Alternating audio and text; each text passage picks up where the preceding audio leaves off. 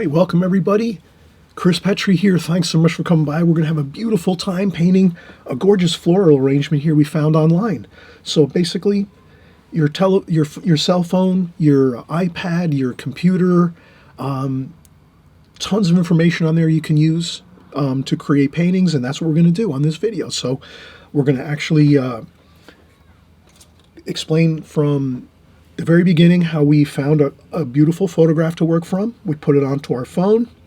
We started out with a preliminary sketch. You'll see how we do a very, very light sketch first to make sure we get our flower arrangement filling up our space of our rectangle here that we have drawn in. Once we do that, then we do our contour drawing, which is our final drawing where we get more details of our flowers that we're going to do here, our lilies and roses and some other beautiful green shapes of leaf forms, and just an absolute fun time doing the contour drawing. We explain everything on your contour drawing, how you get that all going and working throughout your picture space. And then finally we're going to start out and get our painting going and mixing our colors. We're going to show you how to mix all your colors, what colors to use exactly. We name each color as we go so that there's no confusion. I mix it all out here on our palette, nice and simple, so you can see all the mixtures that we're going to use. And then again, we're working from a photograph here on our phone, and I'll explain how you can get some more interesting, I guess more of an interesting look with your flower painting by kind of leaving some airspace in there with some white paper here and there versus just trying to block it all in with color. So we kind of explain here all the details and the subtleties of watercolor painting so you can kind of get the feel for it, and then you'll be able to interpret your paintings that you're doing from whatever you're using, whether it's from real life bouquets of flowers or if you're looking up some flowers online and using photographs. However you like to work, you'll be able to kind of add your own flair and excitement to your watercolor paintings by kind of just using some of the techniques and methods that we talk about here on the this tutorial. So this is a beautiful tutorial for flower painting, getting used to the colors, the way we draw and lay out our painting, and finally how we just go through the painting, mixing our colors and getting everything in a real quick, direct fashion, fresh and loose, and not too much fussing around and I guess getting overworked with details and things like that. We kind of got this done pretty quickly, you know, so within an hour plus or minus you're going to have your painting done. Okay, we'll see you in just a few minutes.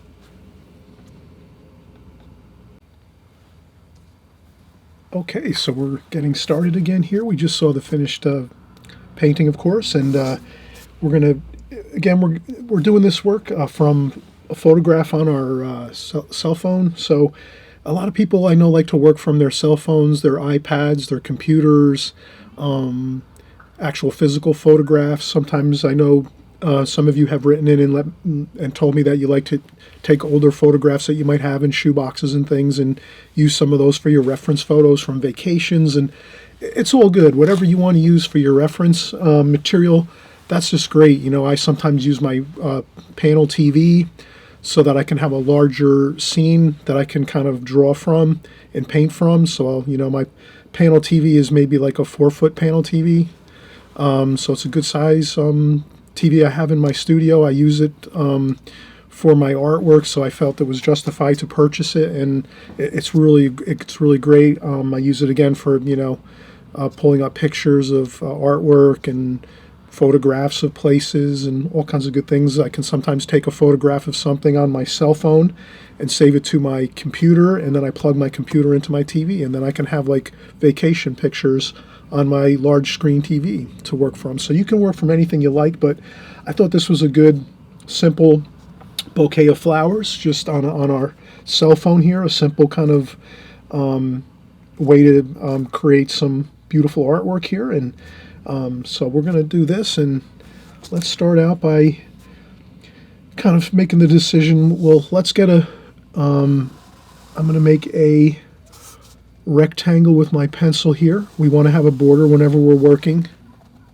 It's always good that you have a border around your drawing and painting so that you have a definitive space that you're working within.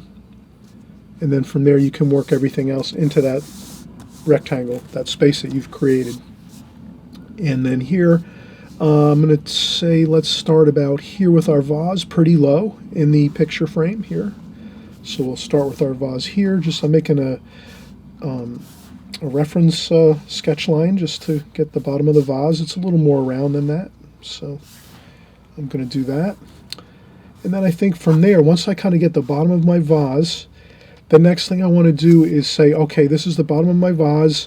Let me start very lightly sketching out the flower arrangement in this rectangle in a super light fashion with my pencil lines, just so I can kind of get the feel for where it's all going to be. And then once I have that really super light pencil line outline, then I can go in and do my finished drawing, and then we can paint after that. So let's try our preliminary sketch first and kind of go from there. So I'm going to do a very light sketch like so, and then I see there's some,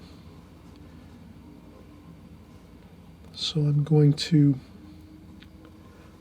do every bit of detail, but I am going to start out with some detail.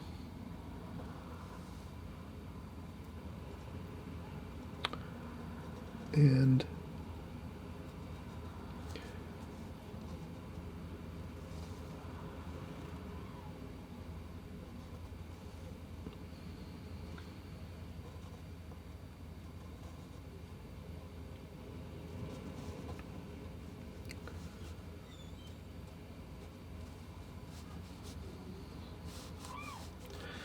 you can see I'm just getting some real rough ideas of where things are going to be.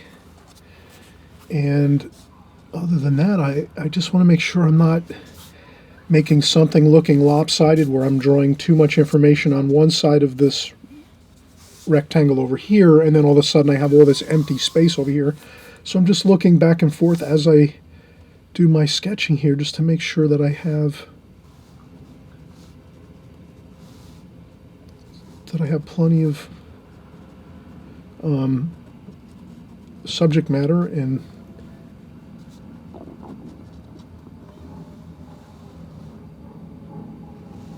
I think that looks pretty good. So we have the vase. The only thing I notice is my vase might be a little bit on an angle, so let me just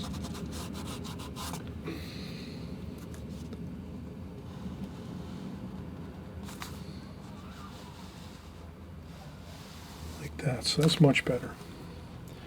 And then here inside the vase I have some water, and there's plenty of stems and things like that, so I'm just gonna, and I think that's about all we need right here. Just that outline in a super light fashion. And you can see how I just started on my vase down here on the table, and we're gonna make a line on our table. So we don't want this vase just floating off in space. It kind of looks like it's floating around in space right now in this picture. So that's why I'm going to put a line behind it, like a table. So we might have a table here behind. It's resting upon a table. I think that looks better.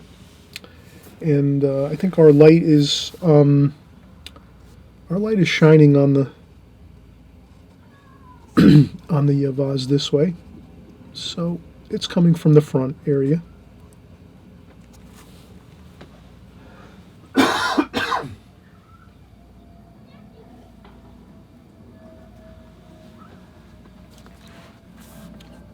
So I put my light insignia up here, like so. And I think that's good. So now that we have our preliminary sketch done, and we've pretty much filled our rectangle with plenty of subject matter, we took our vase and our flower arrangement and just said, let's really make that the real strong, dominant theme of this painting. You know, we can do different things. If we had, let's say, some fruit in a bowl and maybe a teacup and things like that, we could make this smaller, make the flower arrangement smaller, and then add more subject matter to this to make it more of, like, let's say, a still life. But for this painting, we're going to actually just stick with our photograph. Our photograph is very clear. It's a flower arrangement. That's exciting. We fill our rectangle up with that exciting floral arrangement here with this beautiful clear, crystal clear vase, and that's all we need to really do. So we're going to come back in a second. I'm going to take a quick break, and then we'll do some more detailed drawing. So the thing I wanted to just mention is I did do a preliminary sketch. As you can see, it's very light. I'm thinking you can definitely see that. I'm looking in my camera right now, and I can tell that you can see the light pencil lines, just so that we got that situated. And then we'll come back and we'll do the contour drawing next, which is our final drawing of the flower arrangement here and vase on the table. Okay, so we'll be right back.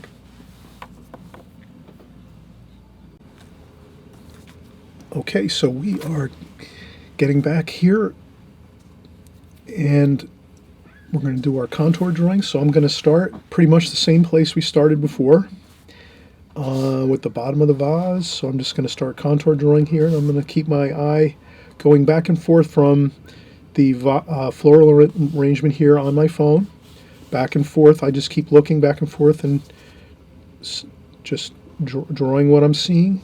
And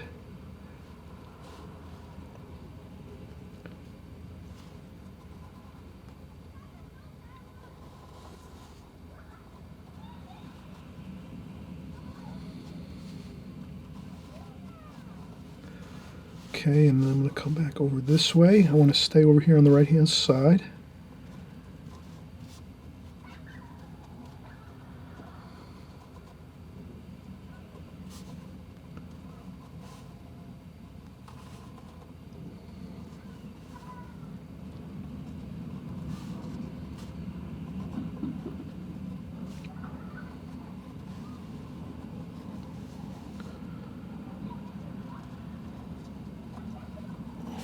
Okay, and that's a lily flower, and I'm going to try to get in that little bit of shade in there. And we'll paint in a lot of the details. So remember, when you're doing your contour drawing, you're going to paint in most of your details. You're not really, your drawing is just to try to get a good representation of what you're seeing here, but not a lot of detail. You want to kind of minimize. You don't really want much detail, actually, because you're going to paint in a lot of the details. So you can kind of see I'm not really going for much detail here. I'm just trying to get some of the,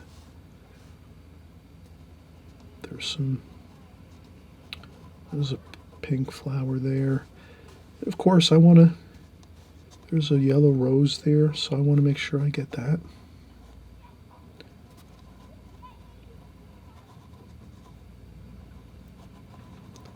So I'm going to do that. I make a rose type shape there with some petals.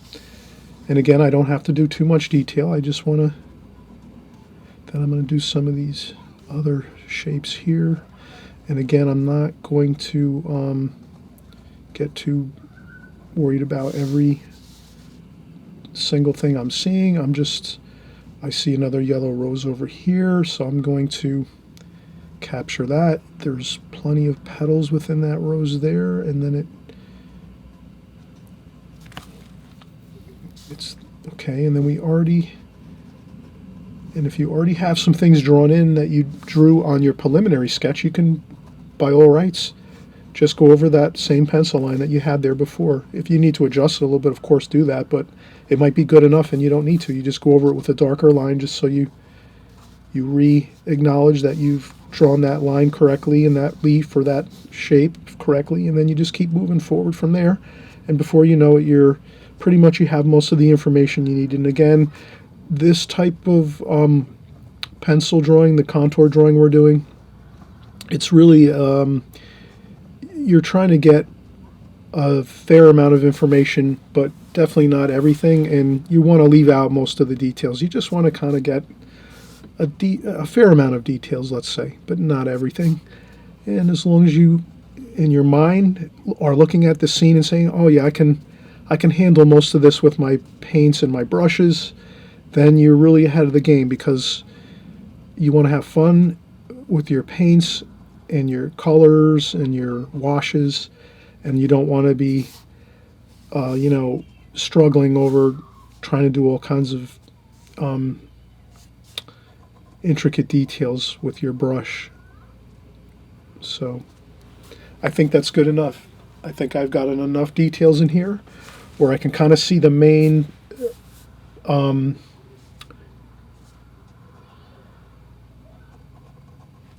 so I have the lily over here, which is light pink and dark pink lily here. And then lots of green leaves and things at the bottom of the vase here. We do have to get, let's do some of our, definitely want to do some of these, the stems of the flowers in this bottom of the vase. So we definitely want to do that. So I'm just getting in some of those.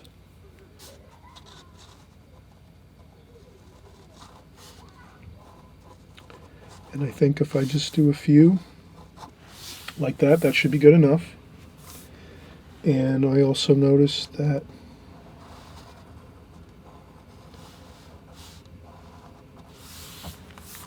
I just put a little more of a base on the vase, the glass vase here. And there's a little bit of water in there, so maybe I just put a little water line in there maybe, and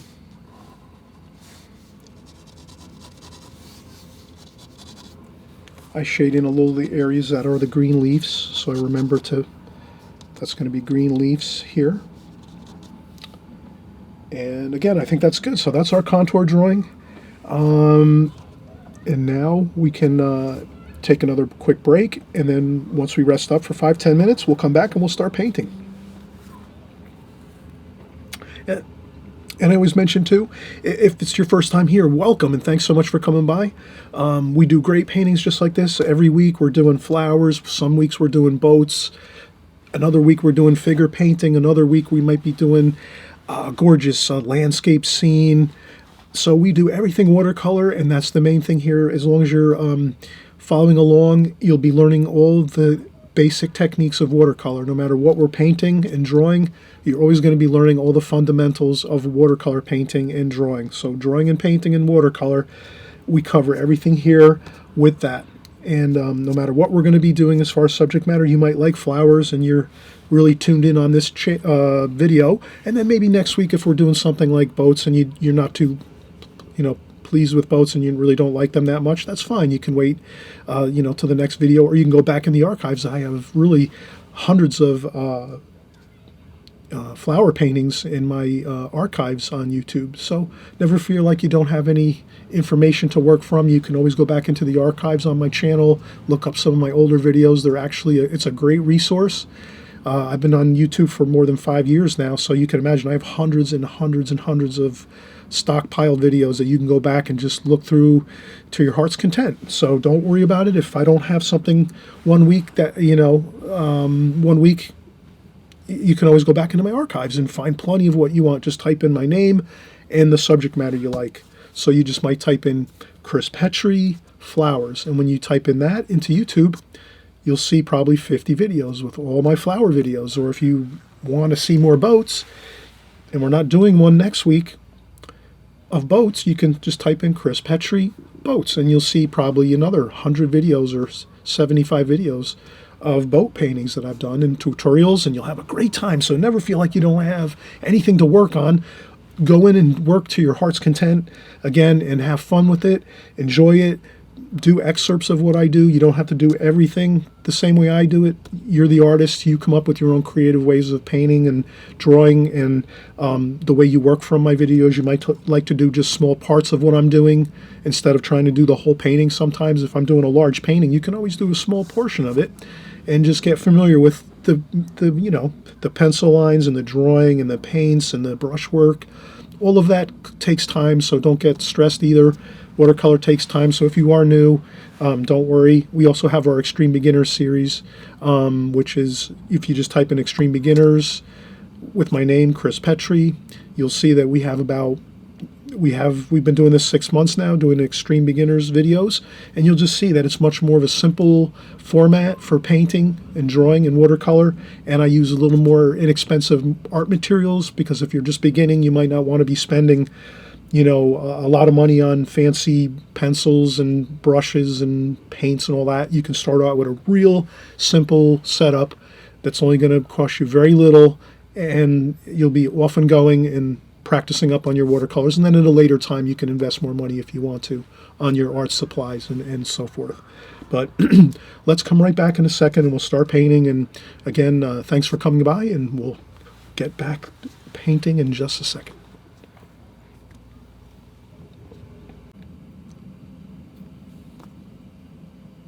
Okay, so we're getting started with our painting portion. The main thing here I want to impress is we're going to do the alla prima method of painting right now. Alla prima, we're just painting everything at one time. We're not doing really the glazing technique, which is really, you'll always hear me talk about two main techniques, the glazing technique or the alla prima technique. So basically, I would say I probably use them both about the same amount. On this one, we're going to use the alla prima technique, and you'll just see that we're going to we're going to get out some greens, with some burnt sienna, so sap green and burnt sienna to get ourselves a nice like mixture of a green with a little bit of that burnt sienna, that reddish color. We're going to try to create maybe some French ultramarine blue with some green too, to get us more of a cool green and a warmer green there. So we'll start off with our greens, and then we'll go from there. But let's try to keep this, and let's also go for a nice fresh green, cadmium lemon yellow with a little bit of sap green, maybe a little bit of olive green too, olive green, and so we're going to have a nice fresh green. So let's go with more of a fresh green here, like so. So that's my first.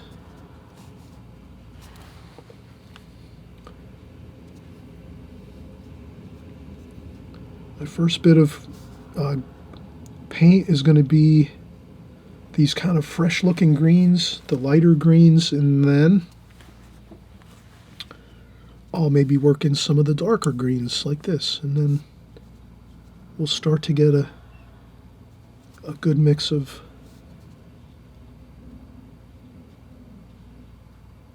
our greens, warm and cool greens.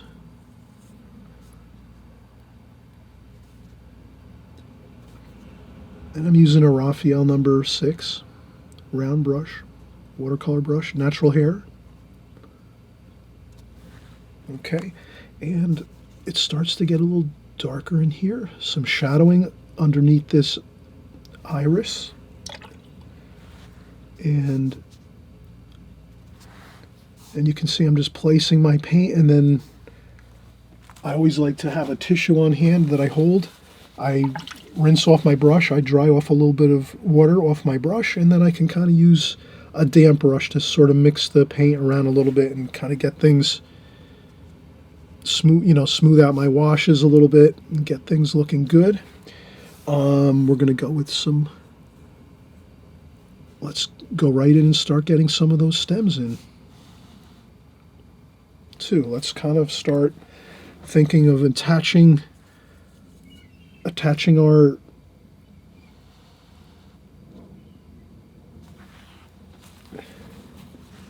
if you see, maybe you want to lift up sometimes a little bit of paint, and then we're going to go back in and get some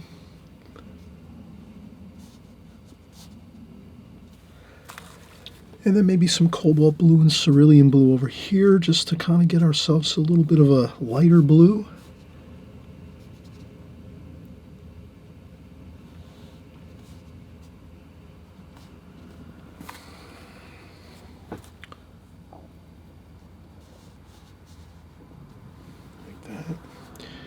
So I'm trying to just get some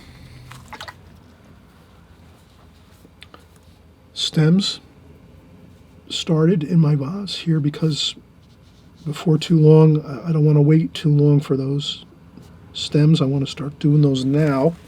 This way the water can flow around in those stems from up above here. That's a good kind of look to have, is some watercolor paints flowing around and mixing and mingling on the paper. So let's continue on here, sap green, and then So already we have some good darks, and that's what I think we should do here is let's get some really good darks in our painting. That's easy to kind of work in a painting that you already established some darks, so that's what I'm doing. Try to get some of those really good darks in the painting first. And once we have those, everything else seems to work out well. So I'm, in a sense, negative shape painting here a little bit. I'm painting around this pink and reddish iris. And then I rinse off the brush, dry off the paint, and I'm making a little bit of a lighter green leaf there that we have, and some more over here.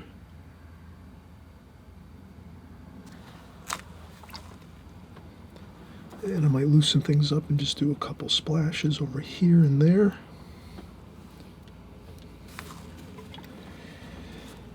And then we're going to start mixing in some alizarin crimson and rose madder. So, and while I'm doing that, let me just add some of that alizarin crimson and rose madder to some of the other portions of the painting, and then I just soften those little bits of red into the washes here and there, just so we have a little bit of that alizarin crimson and rose madder mixing around on other parts of the painting and not just in one section. That wouldn't look good. We try to always mix the same colors throughout the whole painting to give a nice harmony. And again, here we have some yellow roses, and let's take some of that yellow rose color and let's mix that in a little bit too.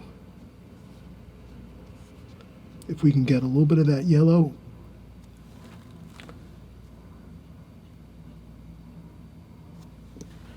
So there we have our yellow rose, which is cadmium yellow.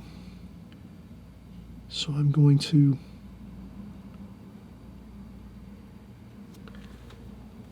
and there's more yellow, there's another yellow rose over here. So I'm going to start to get those beautiful golden yellow rose colors in there, like so. And there's another bit of yellow over here.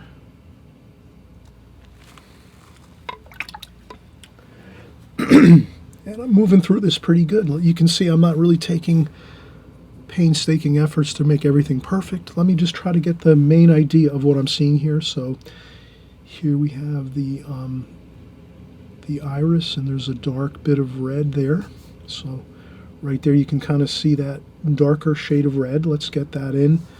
And there's some purple in that too. So we're going to get some purple, which is ultramarine violet. And put some of that darker ultramarine violet in there. And then we let that kind of just set up a little bit and start to dry a little bit. We rinse off our brush, and then maybe we can start to just have a tiny little bit of color there. And then the same thing over here. We notice we have some more of that alizarin crimson and rose madder with a little bit of purple. And we want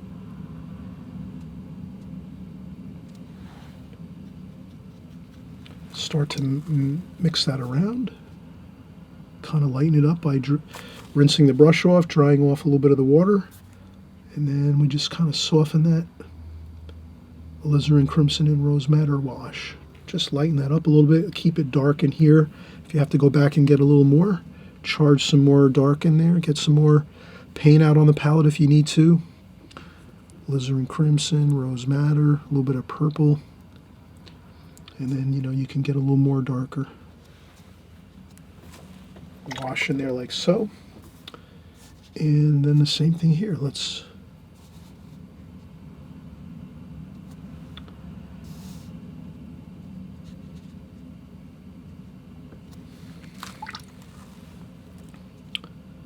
Then I just use the damp brush.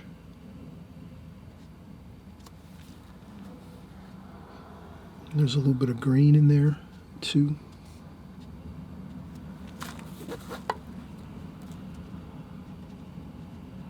Like that.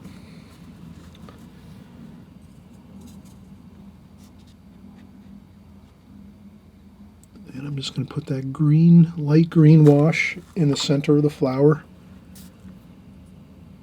And then we can continue on, and let's get this.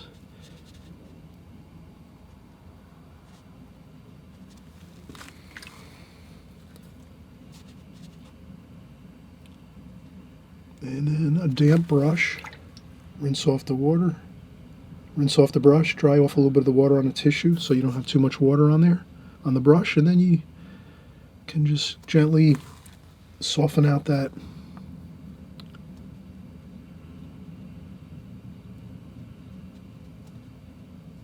like that. And there's some more like that. And there's one more petal over here. Looks like there's like that.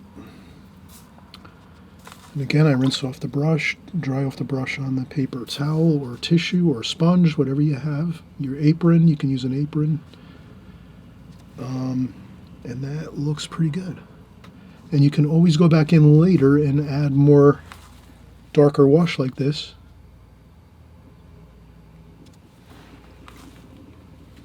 But I think that looks pretty good.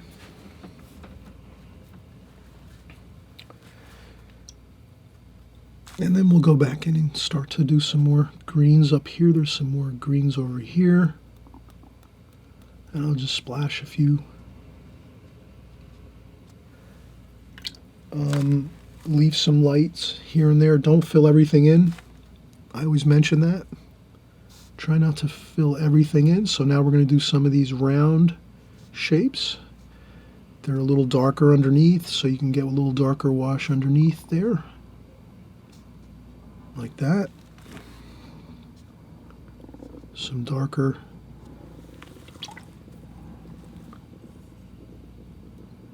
I'm going to do a couple splashes up here. And there's some more alizarin crimson over here. There's so I'm trying to do a little bit of a flower shape up here that I see.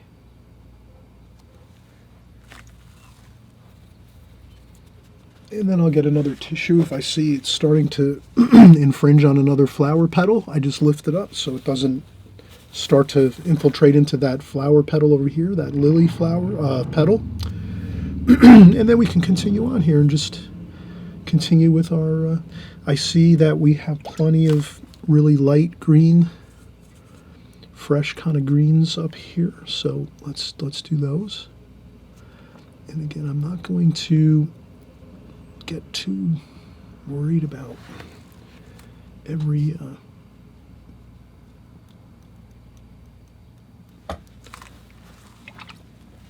detail. I'm going to try to, there's a little bit of orange with some of these.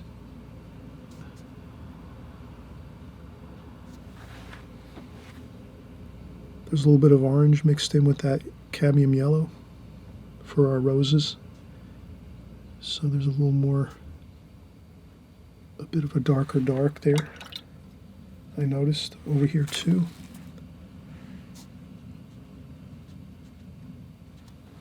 Like that. And there's some more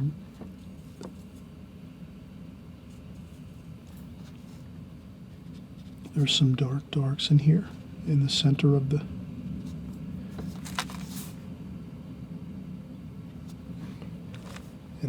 flowers. Underneath here I noticed there's a little bit of, but I don't want to fill in everything here.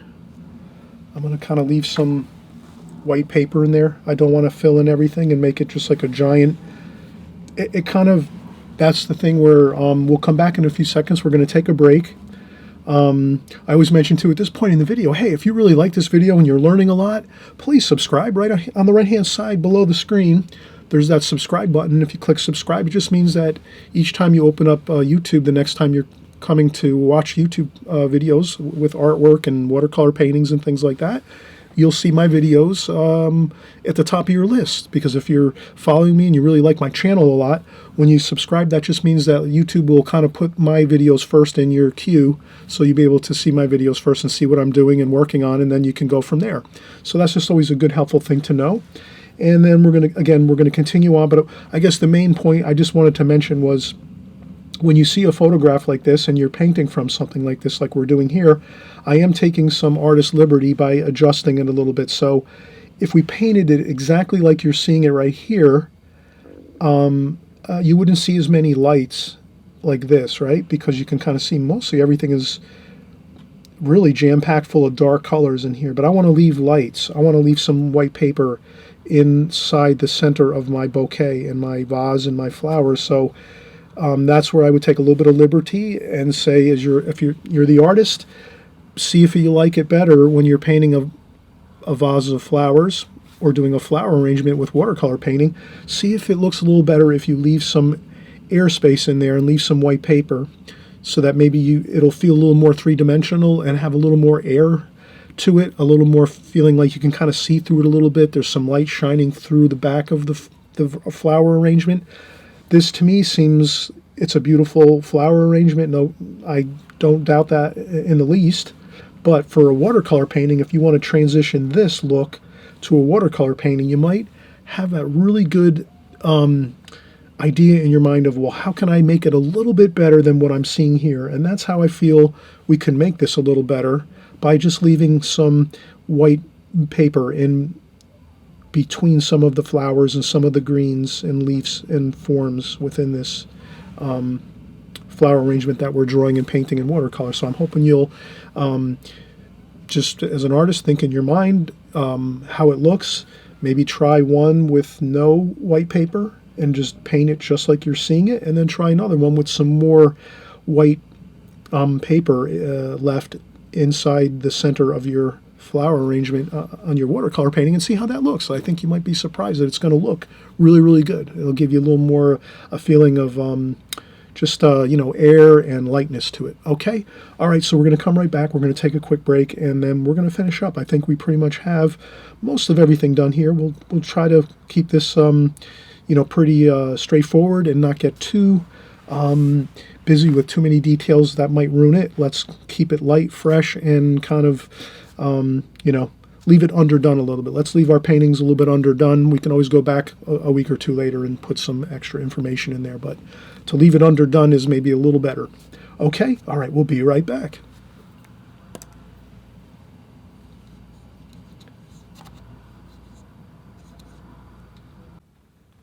Hey everybody, just a quick informational. I'm really excited. I've been invited to the Thousand Island Arts Center to teach a workshop this summer. It's August 9th, 10th, and 11th, which is Tuesday, Wednesday, and Thursday. And it's a daytime workshop, 9 a.m. to 4 p.m. We're going to have an absolutely fantastic time. I'm going to put up the itinerary in just a second, too, as well. But I wanted you to have the Thousand Island Arts Center phone number so you can call to register, or you can also register online. That's up to you. Their phone number is 315-686-4123. Again, their phone number is 315-686-4123. Or you can also register and look up all the information online at TIARTSCENTER.org. Again, their website is TIARTSCENTER.org. I'll put the itinerary up here so you can I'll scroll it. I'm not going to read it. I'll just kind of scroll it up so you can kind of see the class description. And you can look this up online too. I encourage everybody to look for the brochure. If you go to the website, you'll see a brochure button. You click on that brochure button, you'll see my course, as well as other courses if you can't happen to make these dates, but you still want to take a watercolor class or watercolor course and workshop. And there's also an online course for watercolor artists. So if you're interested in doing online watercolor courses, they have those as well. That's something this is a great resource, everyone, for your watercolor art. I know some of you mentioned that you wanted to inquire about online art and watercolor painting classes. I'm not doing them right now. I'm really looking forward to maybe in the future doing some online courses, but right now I'm just not geared up for that right now. So they have them though for those that want to do online courses. But just a great resource, and beautiful historic area, beautiful scenery, water and boats everywhere, beautiful architecture, shopping. There's museums. So that's the itinerary. And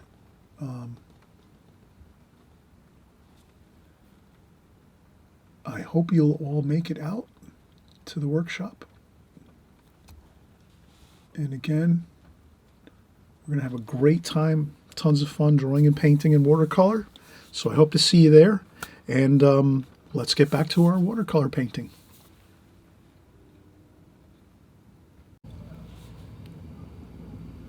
All right, we're getting started again. And we're going to finish up now. I think we have a really good feel for this bouquet of flowers.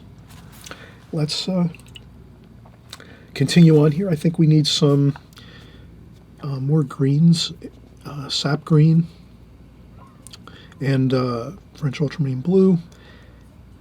And I'm going to rinse off my brush, and I'm going to also empty my water. I like to empty my water numerous times when I'm doing paintings to get fresh, clean water. This way I have I can really work on lighter washes, and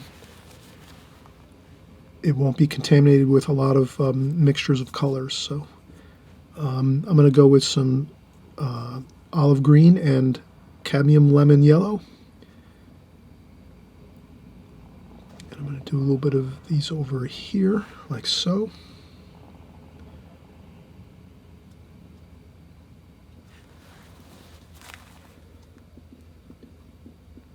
Okay, there's some leaf forms here and there.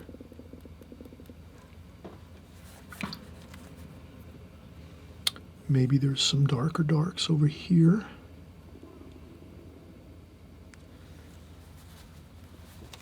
Then maybe over here it's lighter. And again, maybe we're leaving some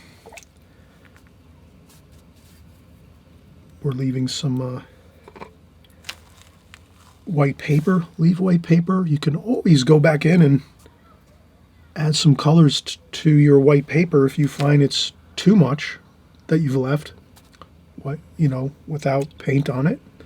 But I'm going to take some cerulean blue and do a couple spots of cerulean blue, and then take that and just maybe blend it out a little bit into the background of the painting so that we have a little bit of blue in there, kind of that nice fresh light blue here and there. But I want to leave lots of white paper. And let's continue here. I think there's a few more. I'm going to go with some straight alizarin crimson here.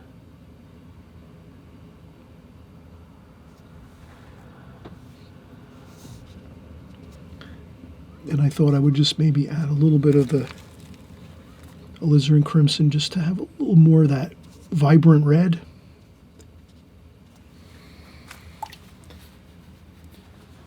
And there's some more darks in here, I think. And some greens, light greens. Like that. And I think that looks pretty good.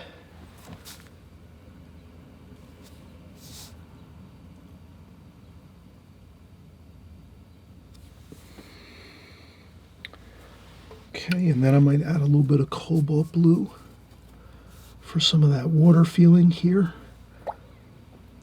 So I'm going to take some cobalt blue and maybe create a little bit of that water feeling there.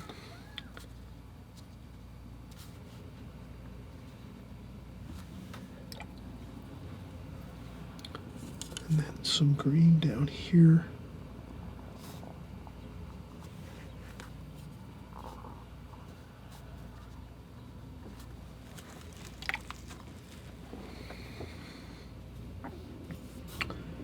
And there's a little bit of shadowing over here.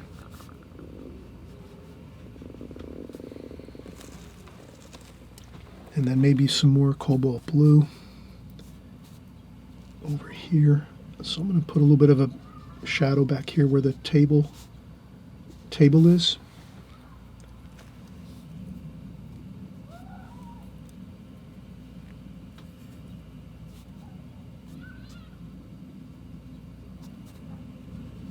Just a little bit of a shadow there.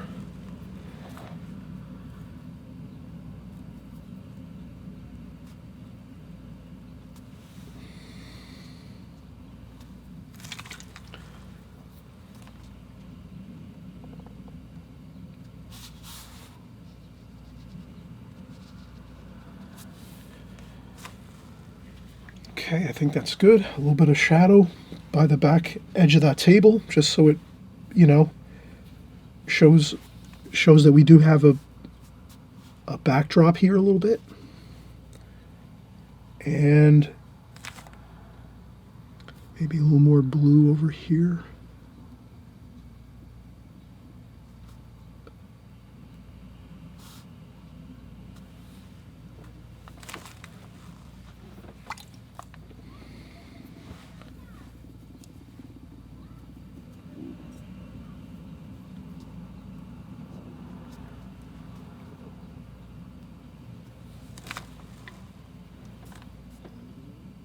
And a little more cobalt blue.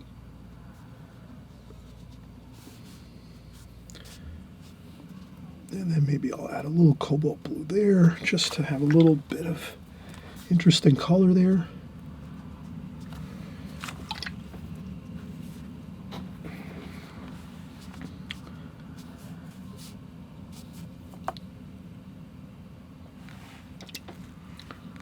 And maybe I'll do the same thing, just a little bit of color up here.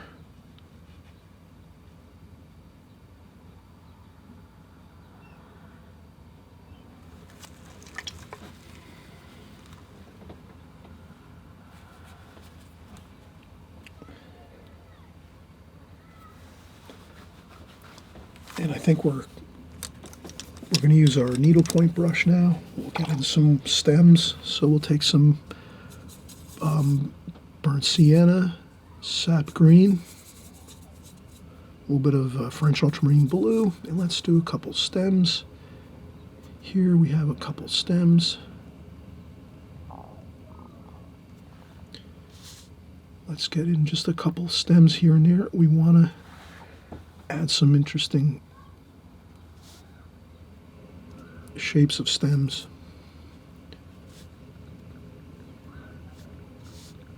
A little bit here and there within the arrangement to the center, maybe a couple of something like that, just a little bit.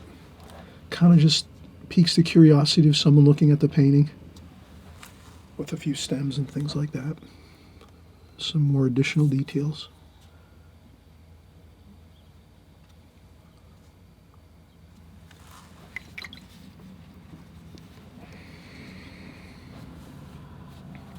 And I think that's it. I think we have a finished painting.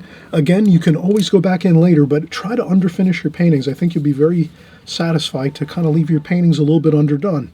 And you can kind of see that we just, you know, worked with what we had. We have a beautiful photograph of this flower arrangement here, and that's all we needed, was just to really key in on what we're seeing here, but then take it to another level with our artistic knowledge and say, yeah, we don't want to fill in every detail here when we're painting. We want to leave some, you know, airspace in there with some white paper, and we want to maybe leave some highlights of white paper on the roses. You can see I left some highlights on the petals of the roses and some highlights on the lily flower here, the light pink lily. And we did some really fresh light greens with some of our cadmium lemon colors, right? You know, we didn't make everything one dark sap green color. We mixed sap green and mixtures of colors within the sap green. We added some burnt sienna, some, we added, I think it was, yeah, we added burnt sienna and some burnt umber and some French ultramarine blue to our green, our sap green, to give it some more interesting color variations. Okay, so I hope you'll enjoy this and try this. And you know, there's just endless amounts of flower arrangements online you can look up on the internet, and just, you know, you can paint and draw flower paintings, you know, as many as you like, and you can just practice on them. And each time you're going to have more fun. It'll be a little easier, and you just keep kind of practicing those techniques and methods that we show here of mixing lots of colors, trying to avoid that using just one color or two colors in your painting. That'll really take your artwork to a whole nother level if you can just remember to do lots of mixes of colors. You know, you might have 3 reds here, you know, alizarin crimson, rose madder, and a little bit of cadmium red, let's say. You can mix up your reds and use 3 reds instead of just one. Same thing with your greens. When you're using greens, you can mix your sap green, olive green you can use. You can mix in some French ultramarine blue with your greens to make a darker, more cooler green, or you can add cadmium lemon yellow with a little bit of sap green to make a real light, fresh looking green. So it's up to you. Have fun with it, and we're going to see you on the next video. And happy painting for now. Bye-bye.